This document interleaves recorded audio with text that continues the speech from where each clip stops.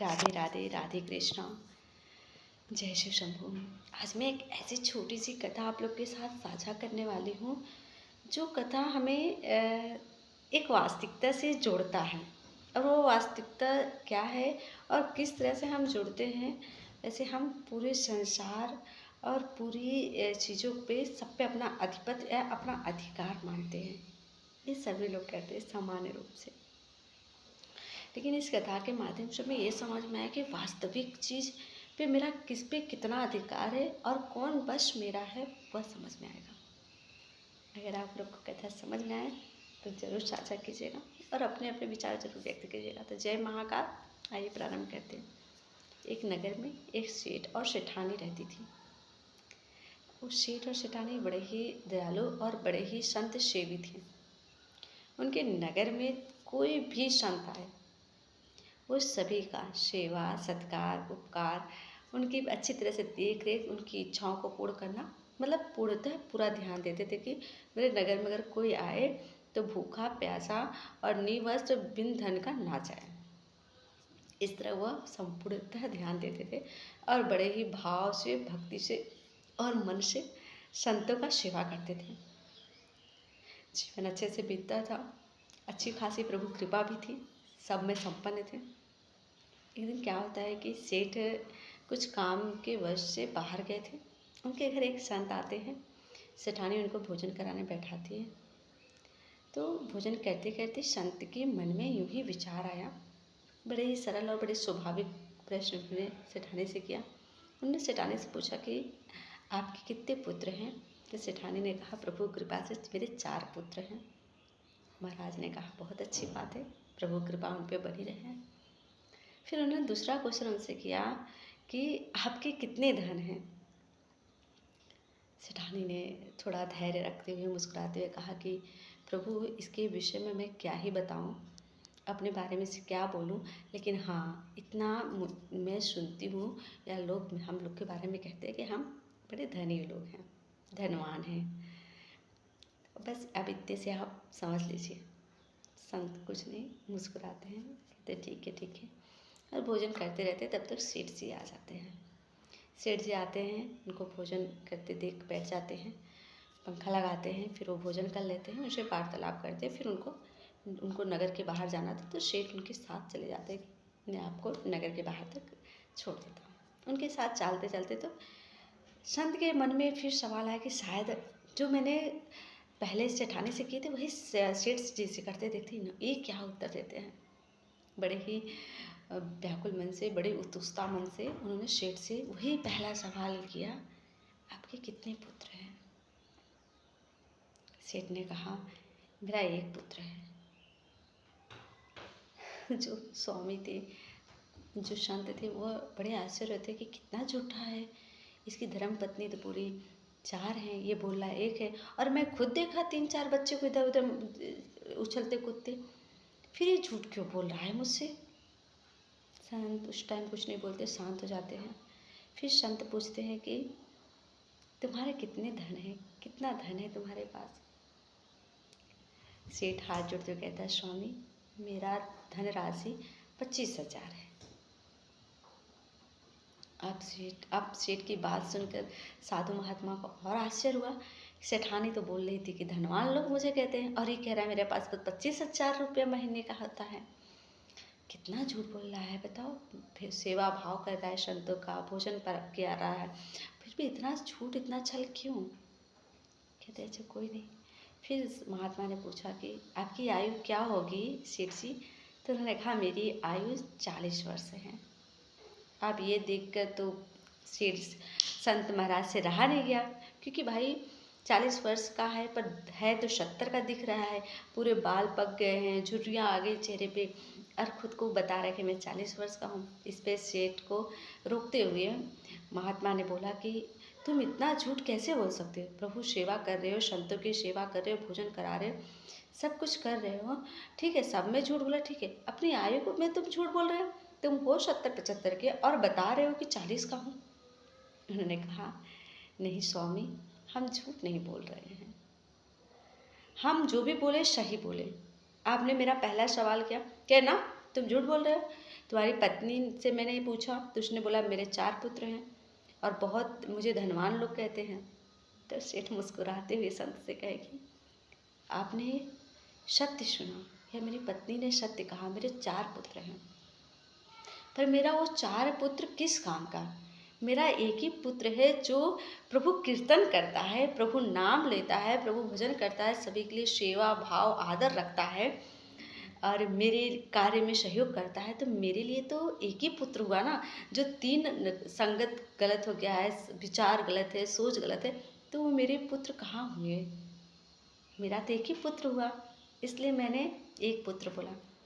और धन राशि की हो सकता है मेरे पास यथा धन, लेकिन उस धन का क्या?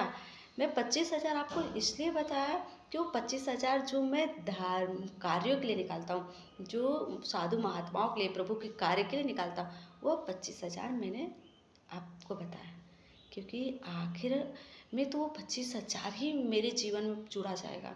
जो लाखों की संपत्ति है, जो मैं इतना कमाया हूँ, अपने सगे संबंधियों के लिए, अपने रिश्तेदारों के लिए, अपने बच्चों के लिए छोड़ कर जाऊँगा, उसमें मुझे ना कुछ मिलेगा और ना कोई देगा, ना मेरे काम के लिए आएगा। इसलिए मैंने वो 25,000 का ही चर्चा किया, क्योंकि जो मैं 25,000 प्रभु कार्य के लिए दे रहा हूँ, प्रभु कार्य कर रहा हूँ, वही मेरे जीवन में जाएगा और मेरे जीवन को सार्थक करेगा। और वही धन मेरा है जिससे कि सभी का उपकार हो रहा है, सभी को इसका सुख मिल रहा है, प्रभु का कार्य हो रहा है। और रहेगी बात आपके तीसरा सवाल, मेरा उम्र। आप बेशक सही कह रहे हैं कि मैं 70 से 75 साल का हूँ।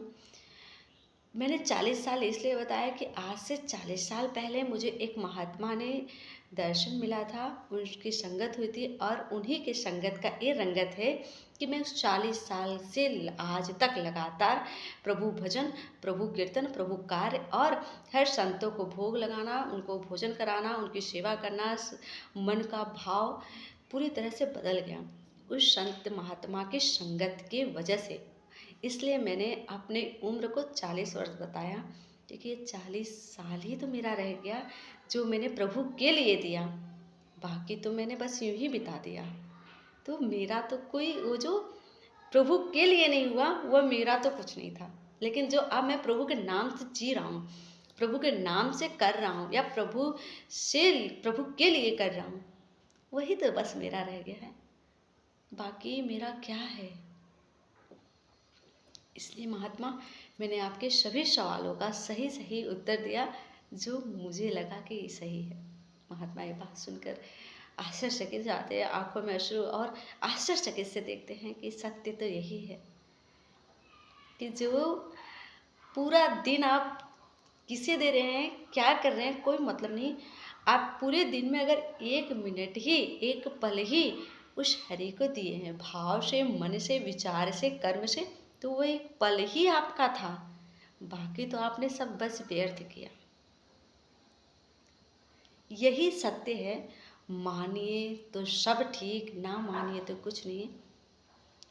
तो इस कहानी से क्या हमें सीखने को मिलता है कि बस यही कि हम प्रभु के नाम से जो भी करते हैं ना, वह हमें स्वयं मिलता है।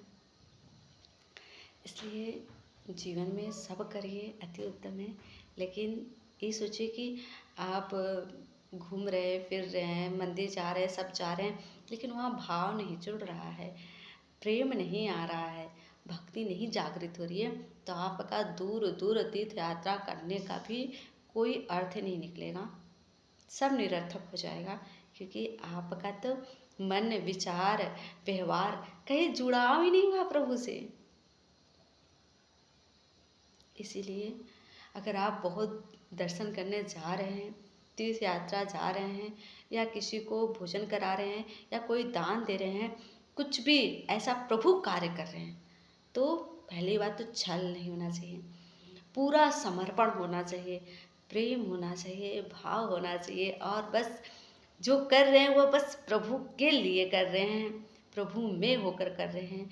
यही आपको जीवन का सही उद्देश्य और सही कार्य है। क्योंकि आज हर जगह जो भी जा रहा है, मंदिर हुआ, बड़े बड़े तीर्थ स्थल हुआ, कहीं सब जा तो रहा है, लेकिन यहाँ से नहीं जा पा रहा है। तो यहाँ से जब नहीं जा रहा है, तो ये चीज़ निश्चित है कि आप कहीं ना कहीं अपूर्ण हैं, आपका पूर्णतः नहीं पहुंच पा रहे हैं। प्रभु की भक्ति मन से होती है। एक प्यारी सी संदेश कहते हैं कि ईश्वर कोई रिश्ता नहीं जो आप निभाएंगे। ईश्वर तो बस वो प्रेम है कि जितना करेंगे बस उतना बढ़ता जाएगा। तो प्रेम कीजिए, प्रेम से पा लीजिए। निभाइए मत कि मैं मंदिर चला गया तो मेरा आज का कोटा पूरा हो गया, मैंने आरती गा ली तो आज का पूरा हो गया, मैंने नाम ले लिया प्रभु का तो आज का काम पूरा हो गया। कुछ नहीं हुआ सब बेकार हुआ, क्योंकि हमने प्रेम से, भाव से, समर्पण से कुछ किया ही नहीं। इसीलिए विनय निवेदन है आप सभी लोगों से, कहीं जाना है तो भाव से, पूरे समर्पण भाव से जाइए, नहीं तो अन्यथा घर में बैठे हरि कोई भाव पूर्वक दर्शन पाइए। लेकिन बस ये जानिए कि समर्पण होकर प्रेम से जुड़िए। प्रभु यूं ही हाथ फैलाकर बैठा है सभी को गले लगाने के लिए। और रही बात, बहुत सारे लोग कहते हैं कि ईश्वर कहाँ है, कौन देखा है, क्या है। मतलब 1000 सवाल करने से अच्छा है कि एक सवाल खुद से करिए कि आप जो सवाल कर रहे हैं वह क्या सही है। अगर जिसकी अस्तित्व का परिणाम आप मांग रहे हो, क्या आपका अस्तित्व कहाँ से है। जीवन का चल अचल, हानि लाभ सब हरि से हैं। इसलिए प्रेम रखिए, प्रेम करिए और प्रेम ही विस्तार में बांटिए एक दूसरे से। सारी चीज़ें यहीं रह जाएगी। जब तक ये मिट्टी की शरीर है ना, तब तक ये सारी रचनाएं हैं। जिस दिन इस मिट्टी के शरीर से ख़त्म होगा ना नाता, उस दिन ये जीवन एकदम क्षय हो जाएगा। आज सुबह एक भैया मिले थे, वह बड़ी ही प्यारी, मतलब बहुत ही अच्छी और ज्ञानवर्धक बातें उन्होंने बोली कि क्षेत्र और क्षेत्रज्ञ, इन दोनों का मतलब बड़ा ही प्यारा उन्होंने बताया। मैं आप लोगों से भी साझा करना चाहूँगी कि क्षेत्र में जो कर्म करोगे उसे आत्मा तक पहुँचाएगा। अर्थात क्षेत्र हमारा शरीर हो गया और क्षेत्रज्ञ हमारा आत्मा हो गया। अर्थात जो भी इस शरीर से करोगे वही आत्मा तक और आत्मा से परमात्मा तक पहुँचने का मार्ग होगा। तो जीवन को सार्थक बनाइए, निरर्थक नहीं। जीवन आनंद के लिए है, आनंद कीजिए और आनंद सबको दीजिए। और सबसे बड़ी पूजा है, खुद मुस्कुराइए और दूसरे को मुस्कुराने दीजिए। सीताराम। यदि अच्छा लगे आप लोग को स्टोरी तो ज़रूर अपनों के बीच में ज़रूर साझा कीजिएगा। सभी को जय महाकाल, जय जय सिया राम। और आज 11 जनवरी है। आज के दिन ही राम जी की प्राण प्रतिष्ठा की गई थी, उनकी स्थापना की गई थी। 11 दिन पूजा पाठ कर 22 तारीख को पूरी तरह से पूजा समापन हुआ था। तो आज का दिन राम जी की प्राण प्रतिष्ठा बैठाई गई, की गई, उस सब का आप सभी को बहुत बहुत बहुत शुभकामनाएं। राम जी की कृपा सदा सब पे बनी रहे और खूब ज़्यादा से ज़्यादा लोग प्रभु का दर्शन पाए, प्रभु का दर्शन करें और प्रभु सभी को दर्शन दे। तो सभी को सीताराम, सीताराम, जय जय सिया राम। तो आइए बोलते हैं ओम नमः पार्वती पते हरे हरे महादेव। जय शिव शंभु, जय जय श्री